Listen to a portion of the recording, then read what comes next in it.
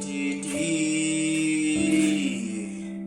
awudiye wabumdali ngicela ubambe ifoni, ngicela ukukhuluma nobaba wami.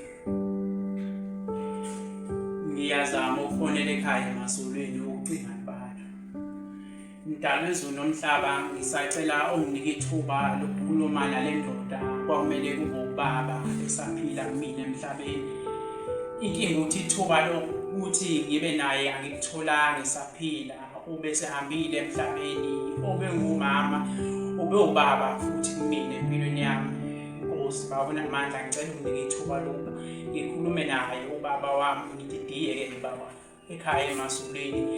Ngisacela ungixhumanise naye, noma ngingamazi ngimgcine ey'thombeni, ngikhuliswe ngumfanekiso wakhe. Ngicela-ke unginike ithuba lokuba ngixhumane naye noma esengafika-ke emaphupheni. Lokho kuyongithokozisa ngoba ithuba ngikutholanga engifundise ukuthi uba indoda kahle kahle kuyini. Ngidiyeke baba omdala, ngicela unikeze ubaba wami ifoni ngixhumane naye ekhaya emasolweni.